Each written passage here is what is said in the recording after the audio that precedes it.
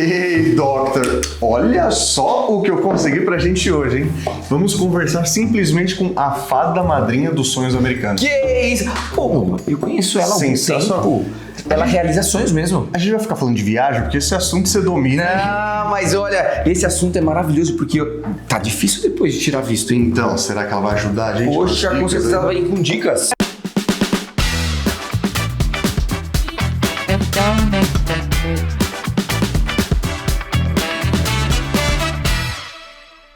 Sejam bem-vindos a mais um Boro Talks e hoje com uma personalidade que trabalha com o âmbito internacional. Fernanda Costa, empresária, CEO do Guia Consular, uma empresa especializada em visto americano. Seja bem-vinda, minha amiga. Obrigada, Dan. Primeiro quero dizer que é um prazer estar aqui no início desse projeto. Eu tenho certeza que o céu é o limite para você. Amém. Tamo junto sempre, né? Sempre. Pra quem não sabe, a Fê, a gente treinava junto desde a época da WeMove há muitos anos e hoje a Fê é essa CEO empresária nesse mundo super difícil e que eu não conheço gente tão gabaritada quanto ela para falar sobre visto americano. Pensando nisso, Fê, fala um pouquinho, como que foi a ideia de você criar uma empresa especializada nisso? Dan, a história é longa, mas eu vou dar um resumo. Isso. Em 2008, quando eu terminei a faculdade, eu fui morar nos Estados Unidos. Chegando lá, a minha família queria me visitar, então eu comecei a ajudar eles a fazer o visto. Eu entrava no site, preenchia, comecei a entender como é que funcionava. É um trabalhão, né? É um trabalho, são muitas perguntas, geram muitas dúvidas. E aí, amigos começaram a pedir. Eu comecei a fazer para os amigos. E aí, amigos de amigos. E a coisa foi tomando uma proporção maior, eu fui entendendo mais do assunto. Aquilo virou para mim um segundo trabalho. De vez em quando pintava, eu fazia um visto ou outro. E aí, comecei a cobrar, porque eram amigos Óbvio. de amigos de amigos. E dá trabalhão, pô. E dá Muito. trabalho. Na época não era tão difícil e a demanda era muito grande porque o dólar estava R$2. Nossa, sonho meu, sonho. E aí, pula, corta, eu voltei pro Brasil e aí eu fui trabalhar em agência de publicidade. E aí eu fazia menos ainda, o meu caminho era outro, agência Sim. de publicidade, atendendo marcas como Ambev e tal. Então eu não tinha tempo para isso, eu fazia de vez em quando para quem eu achava que valia a pena. Legal. Aí eu fui de novo para os Estados Unidos com o Ti, Sim. nós casamos, fomos para os Estados Unidos, ficamos lá morando 2 anos. Aí lá eu me empolguei um pouco mais nisso, comecei a cuidar disso de novo. Voltamos e aí nós abrimos a WeMove, que era da parte de exercícios, de saúde, lifestyle, nada a ver com isso. Mas sempre fazendo um visto ou outro. Então eu sempre me alimentava das informações, né? Porque vai mudando a presidência, vai mudando, né, como que funciona o formulário, como que eles estão agindo sobre isso. Então eu continuei fazendo. Só pra quem não sabe, a WeMove era a equipe que eu treinava a minha vida inteira aí de 10 anos atrás, 8 anos atrás, de um treinão funcional no Parque de Ibirapuera, liderado por o coach Guerreiro, e ela e o Ti que é o marido dela, foram fundadores dessa empresa que foi maravilhosa, foi um sucesso enorme, né? Exatamente, nós surfamos na onda do momento funcional no parque. Foi maravilhoso, deu super certo. Aí veio a pandemia. E aí foi aquele caos, porque os parques fecharam, né? A WeMove ficou assim, e agora? Online. Ficou online, e agora, né? Como que vai ser? Quanto tempo vai durar? Como que vai ser? E aí virou uma chavinha em mim.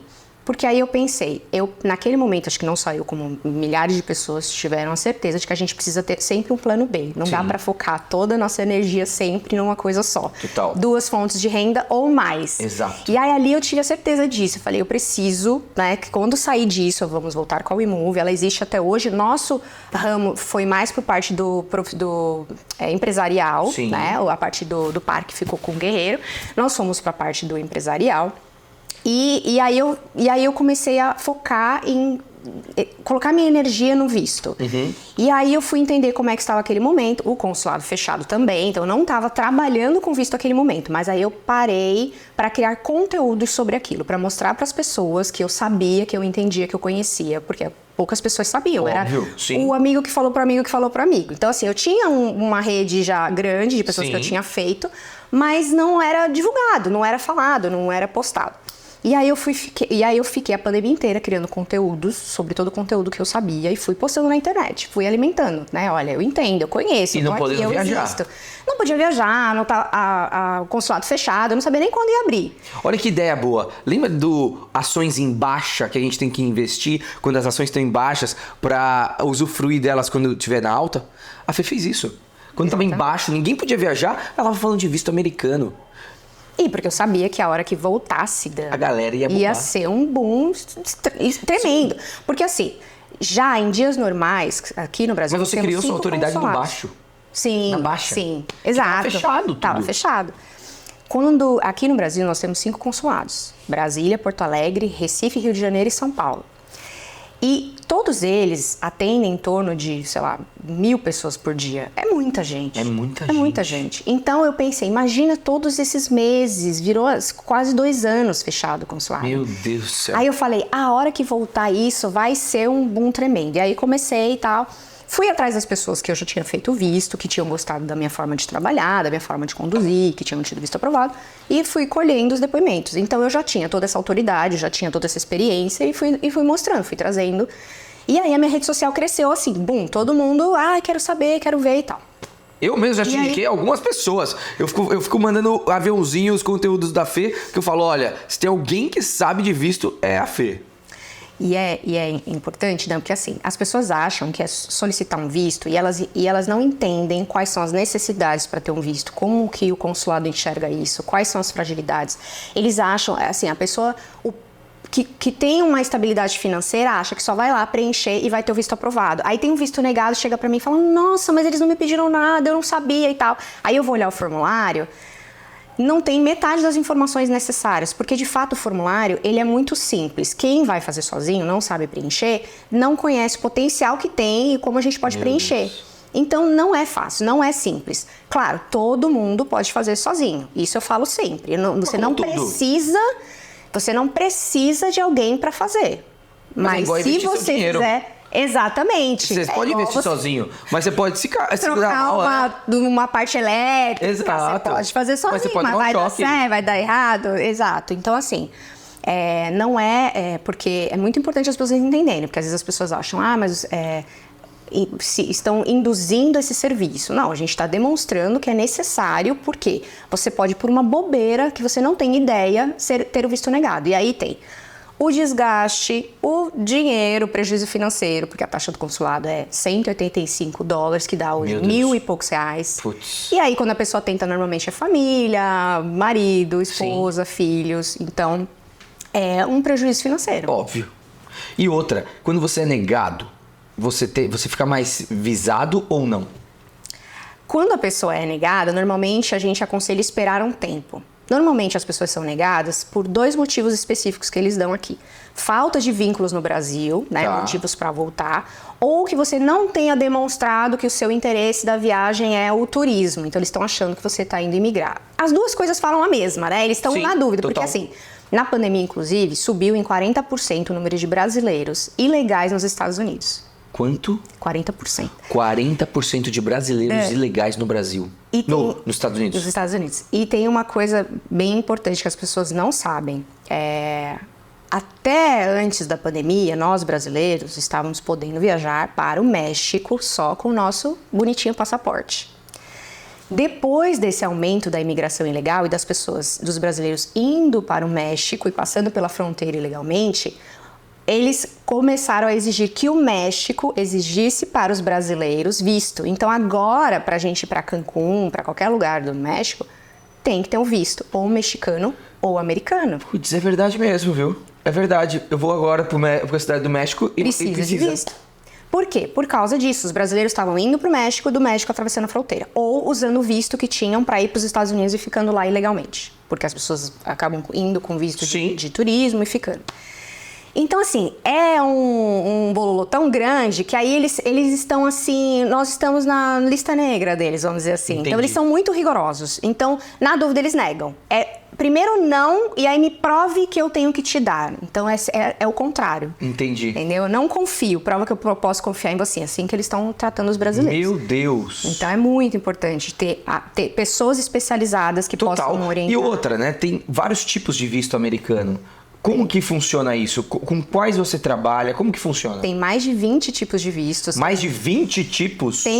Aí tem os vistos de não imigrantes e os vistos de imigrante. Os vistos de não imigrantes, que são a maior quantidade, sim, tem visto de atleta, tem visto de babá, tem visto de personalidades especiais, tem vários tipos de vistos, mini subvistos, assim, que a gente não tem com frequência. Aqui no Brasil, os mais necessitados, os mais procurados são turismo e estudante.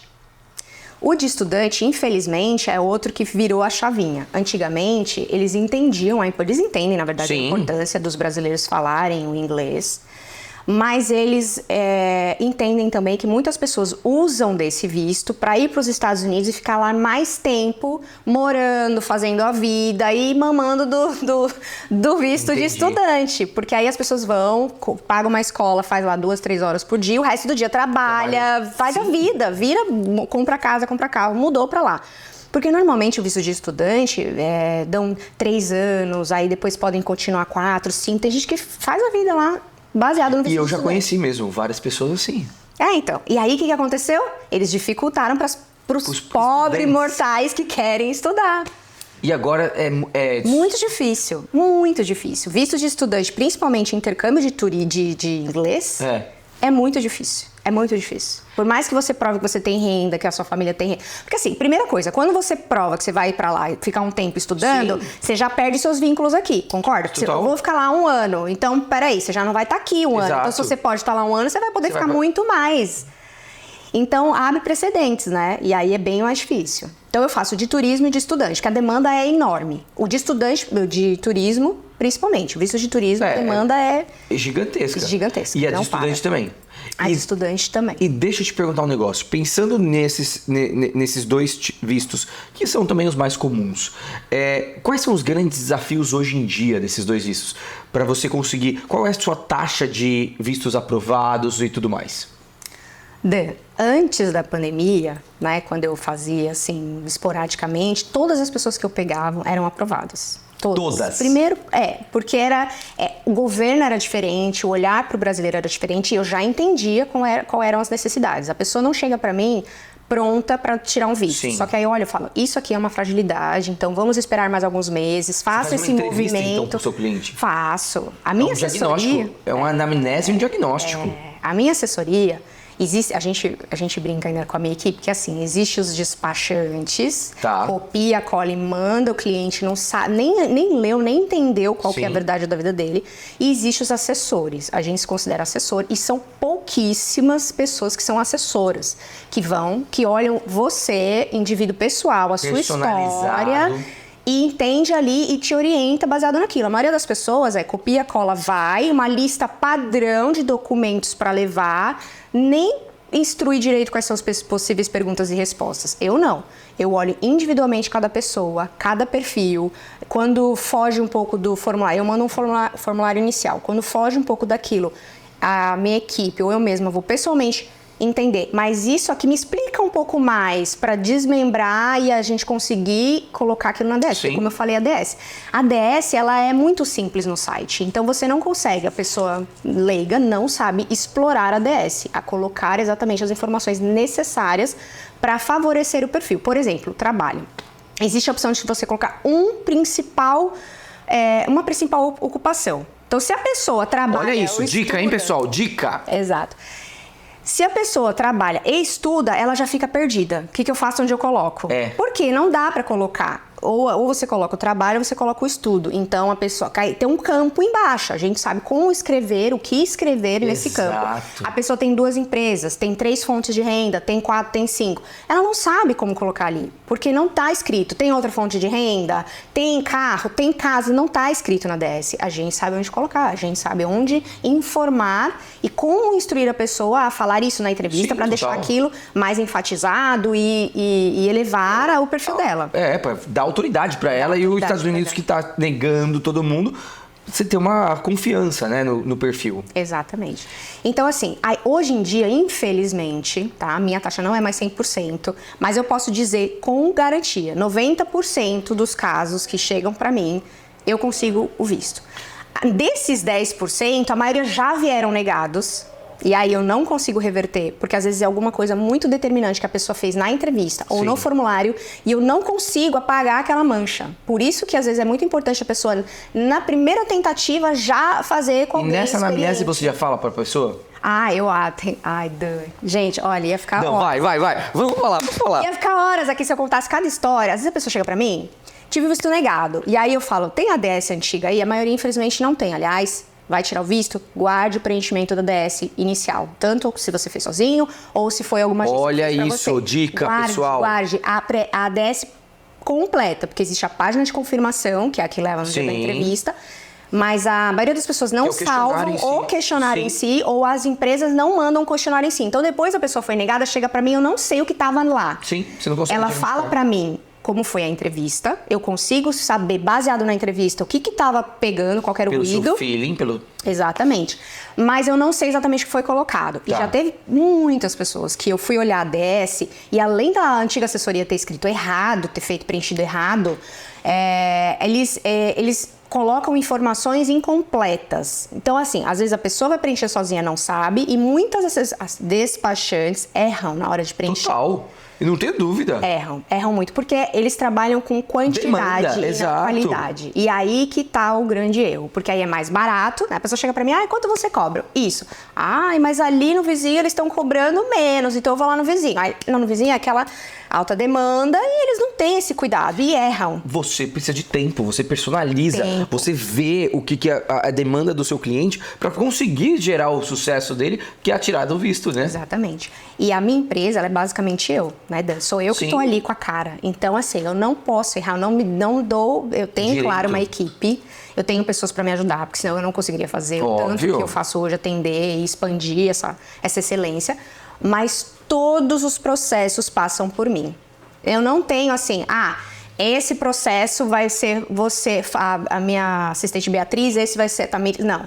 Todos passam por mim em alguma etapa, para eu entender o perfil total. Esse aqui tá simples, então vamos... esse aqui você toca, o cliente sabe que está falando com outra pessoa e não diretamente comigo. Sim. Mas todos. E o e-mail final, Sim. aquele e-mail que é a instrução, tá aqui, todas as instruções, o que levar na entrevista, sou eu que faço. Então- Porque se no último momento eu percebo que teve alguma coisa que foi perdida no meio do caminho, eu tenho tempo De repaginar. Exato. E deixa eu te perguntar, mas essa pessoa que você acha que vai ser negada, você fala pra ela nessa anamnese? Falo. Você vai ser negada. Falo e eu não deixo agendar a entrevista. Eu falo, desse jeito você vai ser negada. Vamos mudar. Vamos fazer alguma coisa. E já teve casos que você soube que ia ser negado e que vocês mudaram alguma coisa que você pode dividir, alguma estratégia que você possa dividir e que foi favorecido? Vários, muitos. Dan, a pessoa chega pra mim, ela Isso é estratégia, pessoal. Dan, são vários. Fala um exemplo. O formulário, ele é quase uma prova do Enem. Nossa. Se você tem que gabaritar. Meu Deus do céu, é muita coisa de Se as escrever. respostas que estiverem lá não são condizentes ao que eles querem de você, porque assim, vamos lá, você é turista, você quer ir para os Estados Unidos. O Sim. visto, ele não é por uma viagem. Então, ele é por 10 anos. Exato. Primeira coisa que as pessoas erram. Eu tenho dinheiro guardado. Não é para uma viagem, é para 10 anos. Total. Então, o importante não é o seu dinheiro guardado, é a sua renda, é a sua estabilidade financeira. É quem você é na fila do pão para ter um visto por americano. 10 anos. Então as pessoas chegam, não, mas eu tenho dinheiro guardado, ou vendem um bem, alguma coisa e tal. Eu juntei e tal, eu tenho um sonho de realizar, de ir pra Disney e tal. Eu falo, gente, não funciona assim. O negócio é mais embaixo, a gente precisa... Então, assim, uma das coisas que acontecem é casal, eles moram juntos e aí um tem um visto, o outro não tem, tá tirando visto. Aí a pessoa coloca lá no formulário solteira. Aí eu falo, tá, mas você é casado com o fulaninho? Fulaninho tem visto? Então é união estável.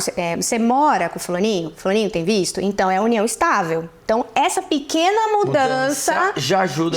Muda a estratégia. Porque assim, você não é uma pessoa solteira indo para os Estados Unidos. Você é uma pessoa que tem uma raiz, relacionamento com uma pessoa que já tem o visto. Então, qual é a dificuldade dela entender? Exato. Que ter essa relação com alguém que já tem mesmo. visto é simples. É mas uma elas palavra- não colocam, elas Exatamente. colocam solteira. Exato, mas é por falta de... É igual com tudo, né? Porque é simples pra você que faz todo dia. É. Mas, obviamente, na prática, se eu sou solteiro e acabou, pum.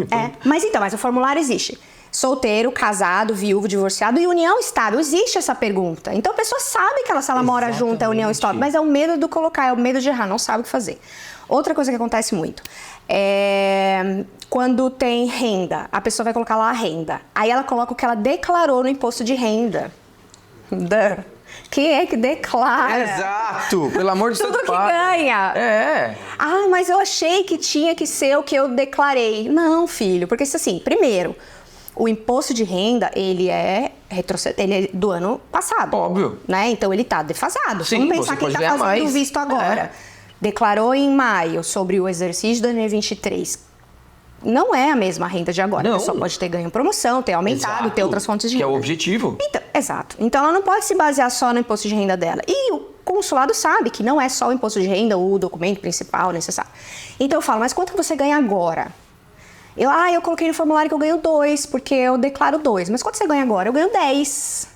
Ela fala, poxa, mas então põe 10. Põe 10, você vai mostrar que você tem... Você tem como mostrar, você tem seu Isso. extrato, você tem seus notas fiscais, você tem... E mostra mais enfim. estabilidade, que você não quer mudar do país porque você ganha pouco, né? Mas é isso, assim, o formulário é uma prova do Enem. As pessoas não Mas é têm cansativo noção mesmo, como eu vou te falar. preencher. Nossa, são várias partes. Pelo amor de Santo Padre, meu Deus do céu. E realmente por isso que precisa de um guia. E na verdade, tem até uma questão bacana, né? Quando você montou o nome da sua empresa, Guia do Consular, né? Fala, divide aqui com a gente. A marca, né, dos Estados Unidos é uma águia. Então, Sim. o nosso logo é uma águia.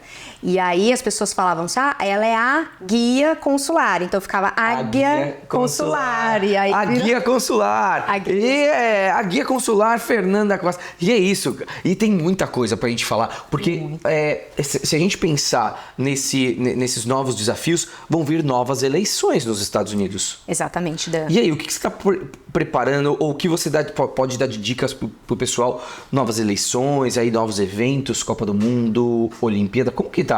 O que é importante as pessoas entenderem como eu falei agora há pouco, tá muito difícil já tirar o visto hoje em dia por conta desse aumento dos brasileiros ilegais nos Estados Unidos. E nós estamos vivendo um governo democrata, que é o Biden. Tá. Ele é mais legalzinho. Eu vou falar o português claro, assim. Ele é mais legalzinho com essa questão da imigração, com o turismo. O Trump, poucos, né, não precisa nem se aprofundar muito na história dele para entender como ele trata os imigrantes dos Estados Unidos. Então ele quer fechar o cerco. Então, se os republicanos entrarem, se o Trump entrar o ano que vem, vai virar também, vai ficar mais difícil ainda. Meu Deus! Vai ficar bem mais difícil. E aí, outra coisa que a gente tem que levar em consideração... Vai ficar mais difícil, hein, pessoal? Vai ficar mais difícil. Meu Deus do céu. E o que a gente tem que levar em consideração é essa demanda exatamente por conta da Copa. Daqui 2 anos tem a Copa do Mundo. Estados Unidos, Canadá e México. Quem tem o visto americano entra nos Estados Unidos, entra no México, e para entrar no Canadá, se até lá não mudar, é uma solicitação de visto eletrônica. Então já tem o visto americano, solicita uma online, que a taxa é barata, e consegue entrar no Canadá. Então a necessidade do visto americano vai ser grande para quem quer frequentar a Copa. E depois, mais daqui 4 anos, as Olimpíadas. Então, daqui Los 2 Angeles. Anos. Exato, daqui 2 anos a Copa e depois, 2 anos depois, as Olimpíadas. Tudo, né, nos Estados Unidos, todo o foco lá. E então vai aumentar muito essa demanda, né, por conta da... Aí a gente pensa o seguinte, vai vir o Trump. Não tenho certeza, mas vamos lá. Vem o Trump.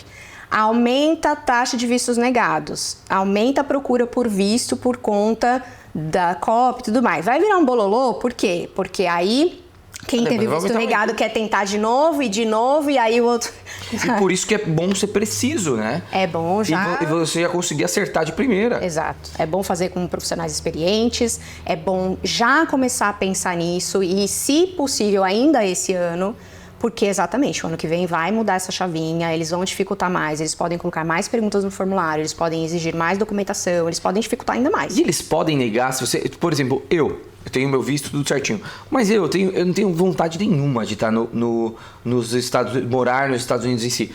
Mas eles podem negar, se Daniel, bora ou não? Podem. podem, eles fazem o que eles E sem quiserem. justificativa nenhuma? Eles não dão justificativa pra ninguém, nem de primeiro visto, nem quem já teve o visto negado, nada. Eles olham, perguntam na entrevista, anota alguma coisa no computador, fala, seu visto foi negado, tá aqui uma cartinha que explica. Aquela cartinha, ela fala e não fala absolutamente nada. Ela tem essas duas questões. Ou você não comprovou o vínculo suficiente com o Brasil, ou você não provou que a sua atividade é a que você diz que ia fazer, ou seja, pediu visto de turismo, não tá dizendo que vai fazer turismo. Só que aí a pessoa foi na entrevista, provou que tem casa, provou que tem carro, provou que tem empresa ou trabalho. E aí a pessoa não entende. Então, assim, é feeling deles. Eles batem na entrevista, olha, não, você não. Então, vai muito também, assim, 99% é o formulário. Eu falo que o formulário é o grande vilão. Ali tem que estar já... Tem gente que já chega negado por conta do formulário. Colocou renda de R$2.000, colocou... Enfim, só estuda, é muito difícil. Mas tem gente que erra ali na entrevista. As pessoas às vezes vão despreparadas, elas são soberbas. Porque tem muita gente, Dan, que chega lá, eu tenho uma empresa, eu ganho 10 milhões, eu não sei o que, nananã. Aí a pessoa fala, então me mostra o seu imposto de renda. Aí não tem nem nada, nem o dos 2 mil. Meu Deus. Aí a pessoa fala, queridão, então vai, né? Vai fazer seus 10 milhões, depois você vem conversar comigo. Exato. Então tem muita gente soberba que a gente entende que é negado exatamente Errou por na isso. entrevista. Então não é só o bem e o histórico, também é o tete-a-tete ali com o entrevistador. Eu já fiquei sabendo disso, que no tete-a-tete eles têm até tática pra entender se a pessoa tá mentindo ou não pelo olhar, pelo movimento e tudo mais. Você tem alguma dica de como você ir vestido na entrevista ou como você se comportar na entrevista? No presencial?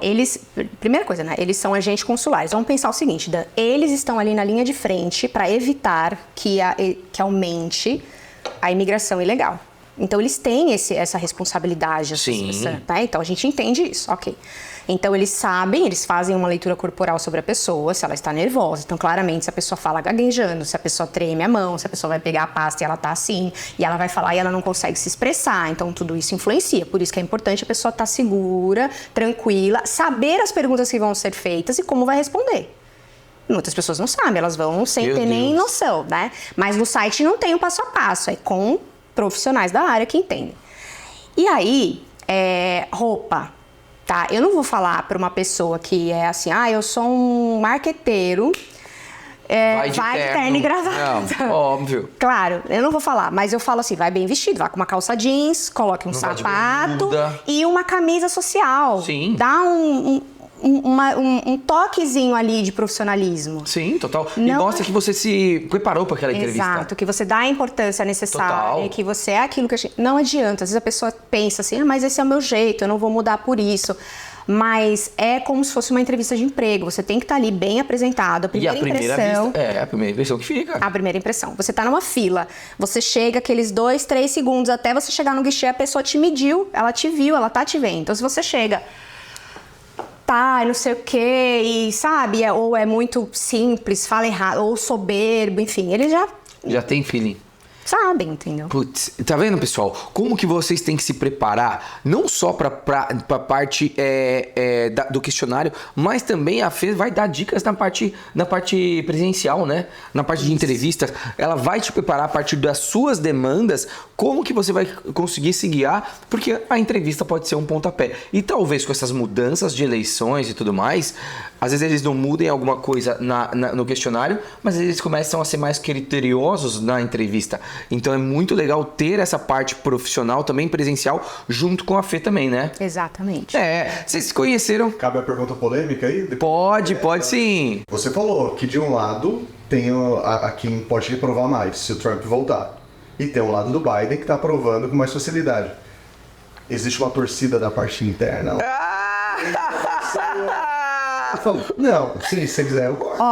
É assim, eu prezo pela excelência do meu trabalho. Ótimo. Se eu fosse prezar pela quantidade, sabendo que o Trump entra, vão ter mais clientes, mas eu também vou ter mais clientes reprovados.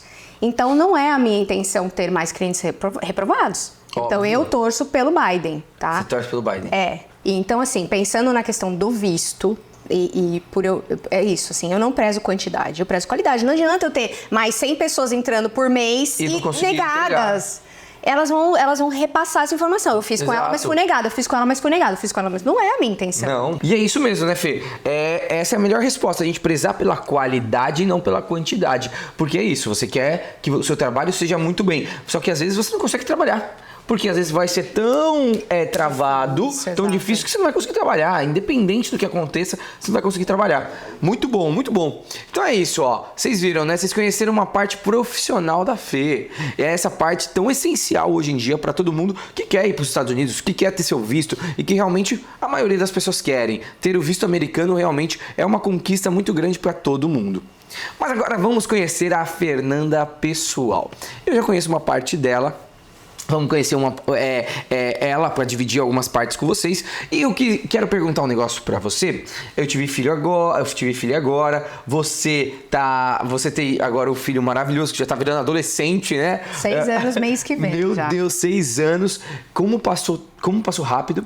Mas antes, você perdeu uma gestação, né? E eu lembro muito forte que a gente estava muito presente, que isso foi um grande impacto para você. E tem muitas pessoas que estão aqui assistindo a gente que podem se conectar com essa parte. Como que foi descobrir a gestação? É muito comum o aborto em si, é muito comum, mas como que foi para você aquela fase? Acontece muito, mas é pouco falado. Total. Quando aconteceu comigo e eu comecei a falar para as pessoas, aí brotou pessoas que eu conheço que eu não imaginava falando. Eu também tive um aborto, eu também perdi. Então, aí eu não tinha noção de que acontecia com tanta frequência, principalmente nos 3 primeiros meses. Então foi um baque pra mim. Então aí depois eu entendi o que estava acontecendo. Então é importante as pessoas entenderem, até com o próprio médico. No meu caso, eu queria engravidar. Eu já estava Você queria muito. Há longos anos casados. Aliás, estou há 13 anos já. Meu Deus, parece 23 anos. Ela não casou com 10 anos, viu, pessoal? Eu tenho 38. Muito bem cuidada. Pelas mãos do Deus. E aí, então vamos lá. Aí eu queria engravidar, fiz todos os exames, a gente fez todos os exames, tudo bem? Parei de tomar anticoncepcional, vamos tentar e tudo mais. Foi muito rápido, eu engravidei muito rápido. E aí, nós estávamos muito felizes, dividimos com todos na época, sim, né? Você fazia parte do grupo de amigos, dividimos com todos. E aí, eu fui fazer o primeiro ultrassom, não vi o feto. Sim. Só a gente via o saco gestacional, mas não via o feto. Então é considerado, depois eu fui entender, a gravidez anaembrionária. Isso. Exatamente. Só que era muito doido, porque assim, o beta-HCG subia, o saco gestacional aumentava e não tinha feto. E aí ele falou, vamos acompanhar, Dr. Fabiano Serra, maravilhoso, vamos acompanhar a evolução. Então eu ia toda semana fazer o ultrassom. Sim. E foi muito angustiante, porque aquela sensação assim, nossa, será que eu vou ouvir o coraçãozinho? Será que vai estar tudo bem? E eu queria, então é aquela sensação mais frustrante ainda, Total. né? E aí, bom, demorou 2 meses, acho que por aí, eu não lembro direito assim. Que na época era tão intenso, tão doloroso, mas depois a gente esquece, né? Nossa Senhora, é Senhor muito Jesus. doido a gente pensar nisso, né? Mas que bom que a gente deleta a dor, né? Total. Que bom que a gente tem essa parte maravilhoso. do cérebro que a gente esquece. E aí eu fiz, e aí foi detectado, olha, de fato, não tem. Ele parou de se desenvolver lá no comecinho. Então você continuou o beta-HCG, continuou o saco gestacional. E aí o Fabiano falou pra mim, olha, tem 2 opções, a gente pode fazer a curetagem ou você pode esperar o aborto espontâneo. E é engraçado que assim, quando eu era jovem, eu achava que tudo que eu iria fazer, por exemplo, o meu parto seria cesárea, imagina que eu vou tentar o parto normal, imagina, não é pra mim e tal. E depois que eu comecei ao WeMove, que eu tive essa mudança de chave na minha vida em relação à atividade física, à qualidade de vida, a me conectar mais comigo, com a minha essência, com Deus, tudo, eu não me via escolhendo uma cesárea. Se tivesse que acontecer, Sim, ótimo. Seria. Eu jamais ia falar, não, vamos do jeito que tá, vamos. Eu não colocaria minha vida em risco, muito menos a do meu filho. Ótimo. Mas eu não me via optando por uma cesárea. Eu queria viver aquilo, eu queria que fosse um momento... Muda uma chave, né? Muda. Porque assim, é como se eu sentia que eu saberia o que viver, o que passar, e seria do jeito que tinha que ser e tudo mais. E aí, eu falei, não, vamos esperar. E aí eu esperei. E aí, com quase 3 meses, eu tive o aborto espontâneo. Aí saiu o saco gestacional, Você assim. viu tudo? Tudo, assim, enorme, parecia... Traumático. Na época, sim. Na época, sim. Foi muito doloroso, foi muito triste, foi muito... Era aquela sensação de, será que eu vou ser mãe? Será que eu não vou Você conseguir queria ser muito, mãe? né? O que que houve? O que que aconteceu? É muito difícil você entender quando você tá no olho do furacão. É muito difícil. Hoje, eu conto que eu fico até assim com vergonha de dar tanta importância, porque hoje parece tão bobo, mas na época, Não, no mas momento... não é nada bobo. Na hora, isso, e sim, mas é porque é isso que eu falei, a gente esquece da dor. Exato. E eu tive um pós-positivo. Exato. Eu engravidei, eu tive meu filho. Quem não tem, quem vive naquilo, quem tem... Exato. Né, aí ela Porque logo depois do aborto você conseguiu engravidar, né? Foi. Foi quanto tempo depois? Então, aí teve uma situação que, assim, eu fui procurar médicos pra entender o que tinha acontecido. Sim. Porque eu não sabia, eu não entendia que aquilo era normal. Eu achava que tinha sido algum problema comigo. E aí eu fui procurar alguns médicos. Aí eu fiz um outro médico que era que atendia minha mãe Sim. e tal.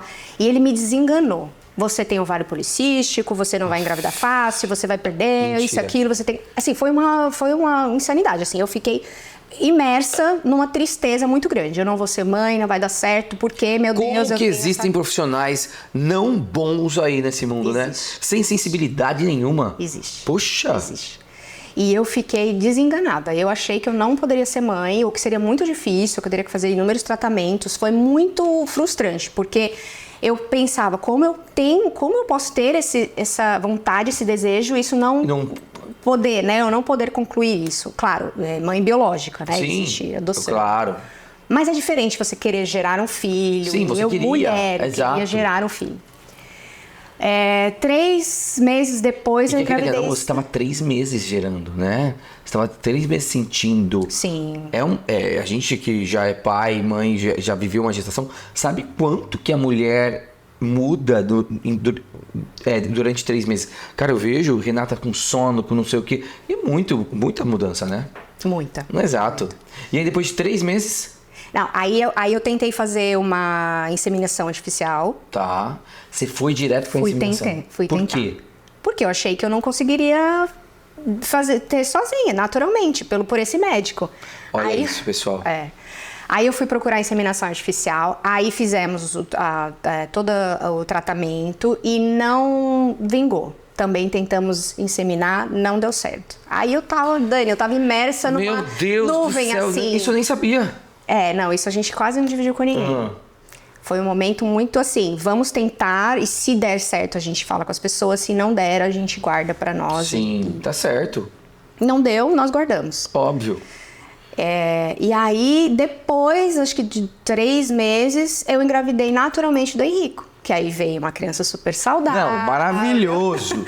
Maravilhoso, incrível, energia total. Uma gravidez linda, não tive nada assim, gravidez perfeita. Não, e você treinou até o finalzinho. Até o finalzinho ela treinou do Henrico. Meu, desse tamanho, assim, fazendo burpee. Meu Deus do céu, não, incrível. E como que é a vida? Como que um profissional pode mudar até a sua forma de pensar, né? Você foi escolher uma forma que tá tudo bem, mas a inseminação, que muita gente precisa, mas que a vida provou pra você que você não precisava. Não, e assim, é desgastante, porque é hormônio.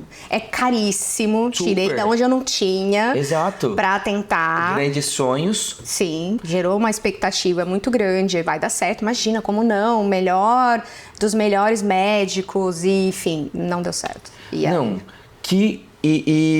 E que maravilhoso quando vai o sucesso, né? Quando vai essa forma boa, quando faz de uma forma que você fala, caramba, que delícia. E hoje em dia vocês pensam em ter mais? Não.